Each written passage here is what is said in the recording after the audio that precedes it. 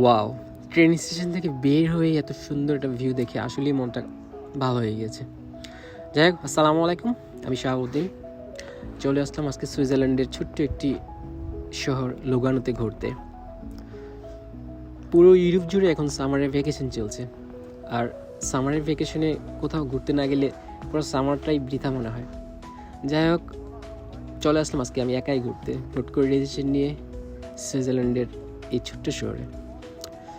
Train স্টেশনটি পাহাড়ের অনেক উপরে হওয়ায় নিচে লেকের কাছে যেতে আমাকে অনেকটা সিঁড়ি বেয়ে নিচে নামতে হবে। ভাবতেছি এত নিচে নামার পর উঠতে আবার অবশ্যই আমাকে কিছুটা ব্যাগ পেতে হবে, কারণ আসলে স্টেশনটা অনেক উঁচুতে। যাই হোক, সবার সাথে সাহস করে নিচে নামা শুরু করলাম। যেহেতু চলে আসছে, আমাকে অবশ্যই লেক দেখতেই হবে।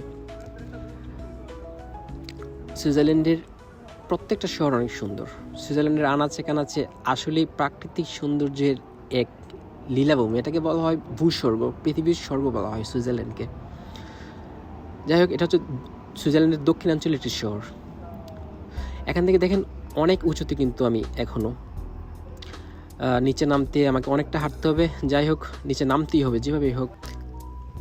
অবশেষে অনেকটা সিঁড়ি বেয়ে নামার পর নিচে নেমে আসতে সক্ষম হলাম। নিচে নেমে এসে যে জিনিসগুলো আমার চোখে পড়লো, এখানকার যে বিল্ডিংটির স্ট্রাকচারগুলো ছিল অনেক আকর্ষণীয়।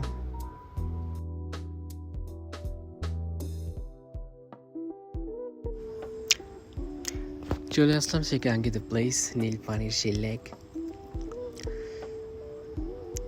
দু চোখ জোড়ানো সৌন্দর্য, সৃষ্টিকর্তার সৃষ্টি যে এত সুন্দর,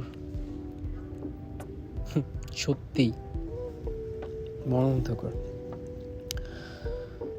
দূরের এই পাহাড়গুলো আসলে এখানকার সৌন্দর্য এবং আকর্ষণের মূল কেন্দ্রবিন্দু। আপনারা দেখতে পাচ্ছেন, আমি জুম করে দেখানোর চেষ্টা করছি।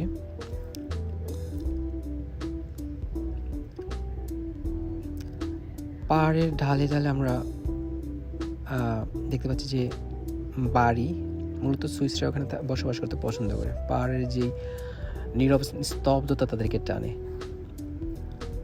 বরাবরের মতো তারা আসলে খুব শান্তিপ্রিয়, এবং এত সৌন্দর্যের একটি কেন্দ্রবিন্দুকে ঘিরে তাদের বাসস্থান।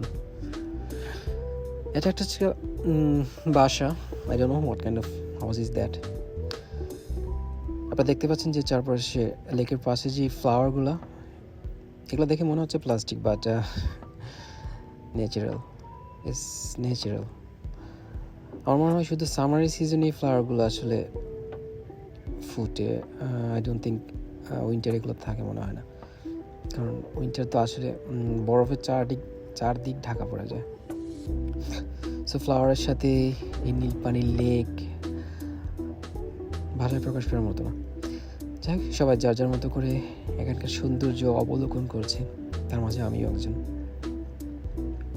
যাই হোক, যাবার সময় চলে এসেছি। এখানে যাওয়ার সময় চার্চের ভিতরে ঢুকছিলাম। একটা চার্চটা আসলে অনেক সুন্দর ছিল। যাই হোক, দেখা হবে পরে। Tata, bye bye.